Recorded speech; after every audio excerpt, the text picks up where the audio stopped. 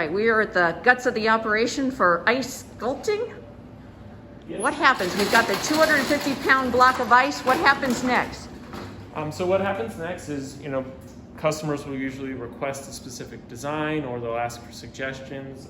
And this is where we keep all of our sort of reusable cardboard templates of the designs that we've accumulated, from 30 plus years of design work.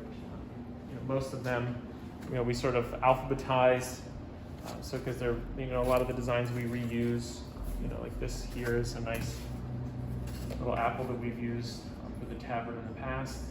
We just do some modifications to it to sort of resemble the apple that they have on their sign out front.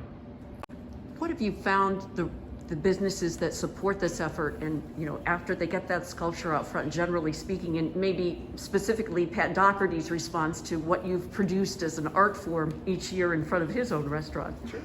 A lot of the times I'm not the one delivering it, but I did spend a lot of my childhood doing that, and everybody looks forward to that, especially in a restaurant business. The guests that are coming there, I'm sure probably look forward to seeing, what's it going to be this year, or I can't wait to revisit, the tavern around Ice Fest season to see that sculpture out front. So this allows me sort of a digital, especially in the digital age that we live in now. Everybody wants to see the design before it's created, or they have a customer that's asking for a specific design and wants to look at the design beforehand. Mm-hmm. And we can't really just go. We have our chest of drawers here where we keep the old school transparencies that we would have, that we would use an overhead projector to blast onto those blocks of ice. We would put it on a piece of paper, Uh-huh. or the cardboard templates that we use. Yeah, so this is how I start every small single block sculpture. Is this block of ice kind of represents, this square represents the block of ice, and it's sort of to scale. Everything is 2:1 because the block of ice is 20 inches wide and 40 inches tall. So now what we have to do is, we have the image here. What we have to do is we have to create an outline of the image. We have to create a line drawing that I can transmit to something that I can use to sculpt with.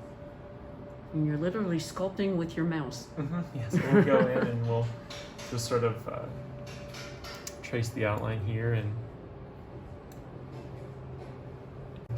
Looks like we've got ourselves a sculpture on computer.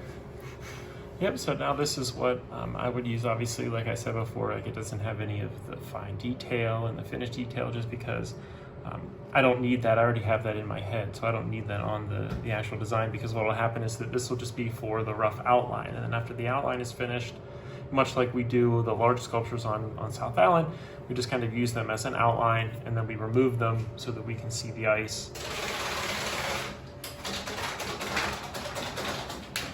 So then this is the 2-scale line drawing that we'll use to stick to the ice and carve our outline.